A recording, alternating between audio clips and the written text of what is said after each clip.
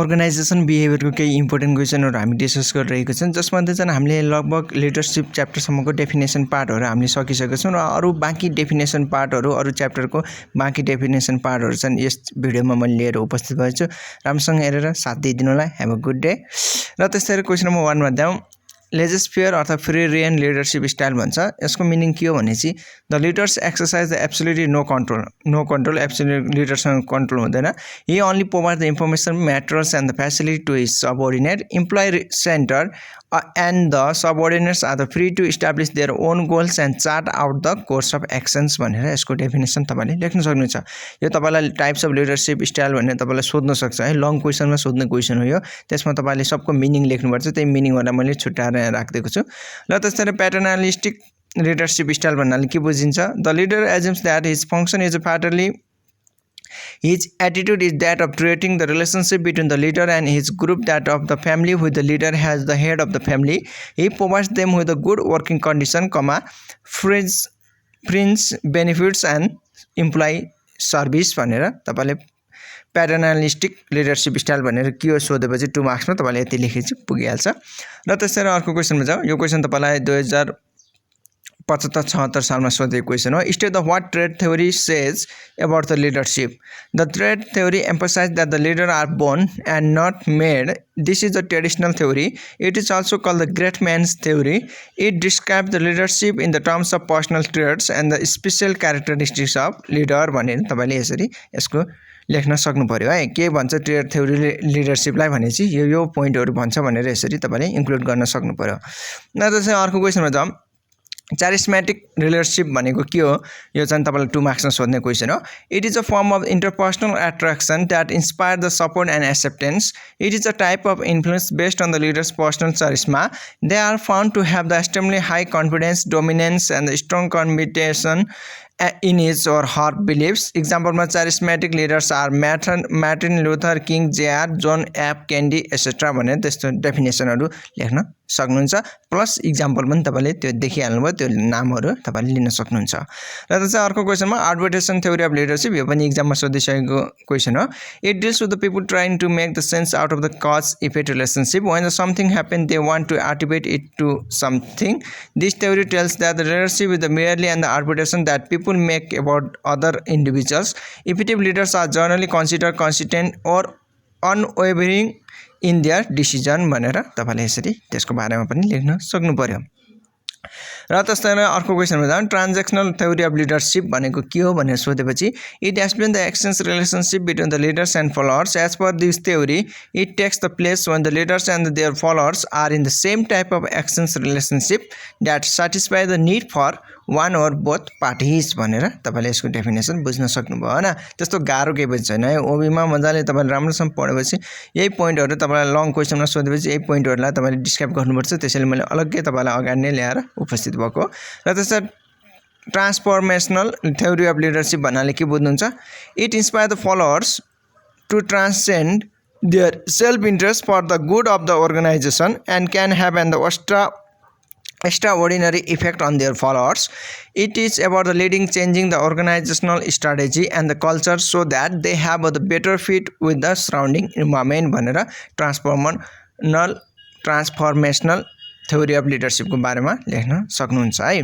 र त्यसैले अर्को क्वेशनमा जाम बिहेभियर थ्योरी अफ लिडरशिप भन्ने 2 मार्क्समा सोध्ने क्वेशन हो it attempts to identify what good leaders do it is the based on the premise that the effective leadership is the result of the effective role behaviour success in the leadership depends more on what the leader does than on its trades it is useful as it suggest the function and activities of leader भनेर यसको definition तपाईले यसरी देखाउन सक्नुहुन्छ मैले तपाईहरुलाई त्यस्तो प्याराग्राफमा नराखिकन बुलेटमा राख्दिछु किनभने सजिलो हुन्छ बुझ्ने तरिका भनेर तपाईले चाहिँ प्याराग्राफमा लेख्दा पनि हुन्छ एक्जाममा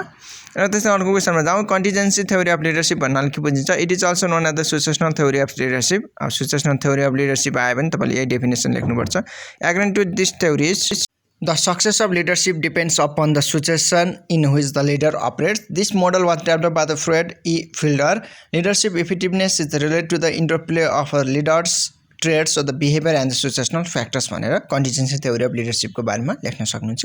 र त्यस्तै अर्को क्वेशनमा जाम path goal theory of leadership. It is another very popular contingency model developed Robert J. House. It finds its inspiration in both the OE state leadership and the expectancy theory of motivation. It tried to explain the effectiveness of the leadership as the function of the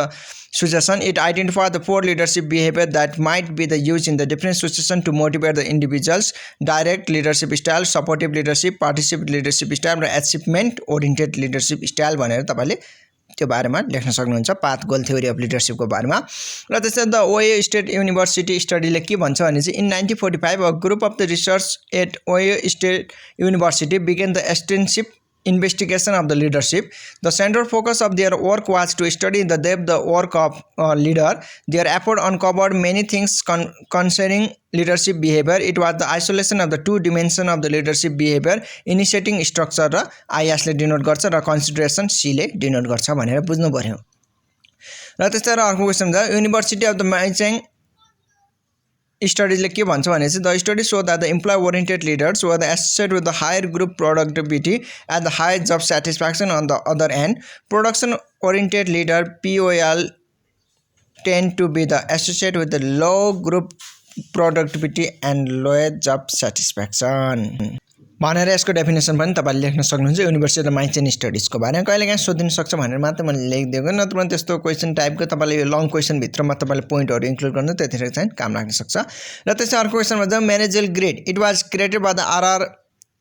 Black and the Jane Mountain of the USA. They emphasize that the leadership style consists of the fact of the both task-oriented and relation-oriented behavior in the varying degrees. 2 phases are concern for the production and concern for people. अब managerial grade को यो दुईटा point चाहिँ बढी focus गर्नु होला 2 मार्क्समा सोध्छ concern for production र concern for people लाई चाहिँ उ गर्छ भन्ने कुराहरु तपाईले यसको बारेमा याद गर्नु होला यसको दुईटा डाइमेन्सन छन् भनेर तपाईले बुझ्न सक्नुहुन्छ र त्यसैले अर्को क्वेशनमा जाउँ कम्युनिकेसनको बारेमा त मैले धेरै भनिराख्नु पर्दैन तपाईहरुलाई थाहा नै छ the term communication is derived on the Latin word communis which means the common this stand for the sharing of the ideas in the common it is a process of passing the information and understanding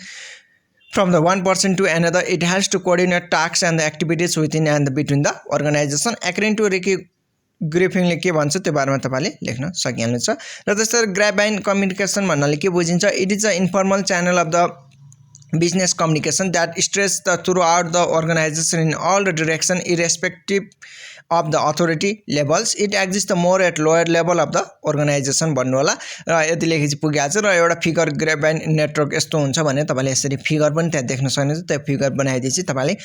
2 मार्क्समा यो भन्दा बढी लेख्नु पर्छ भन्ने मलाई जरुरी लाग्दैन यति भएपछि तपाईको क्वेशनको लागि आन्सर इनफ हुन्छ र त्यसै नन भर्बल कम्युनिकेसन भनेको के हो it is a sending and decoding message with the emotional content the transmission and the receipt of the message by some medium other than the oral or written in the non-verbal communication. It often relies on the facial expression, body movement, physical contact, gesture, etc. It is very helpful to express the feeling, attitudes and the emotion भनेर यसको बारेमा लेख्न सक्नुहुन्छ आजलाई चाहिँ यस ओबी को लागि चाहिँ डेफिनेसन पार्टमा यति कम्युनिकेसन च्याप्टरहरुसम्म मात्र मैले लिएर आएको छु र त्यसैले अरु बाँकी च्याप्टरहरुको फेरि म लिएर आउने छु हजुरहरुलाई हेरेर साथ दिइदिनु होला have a good day best of luck for exam take care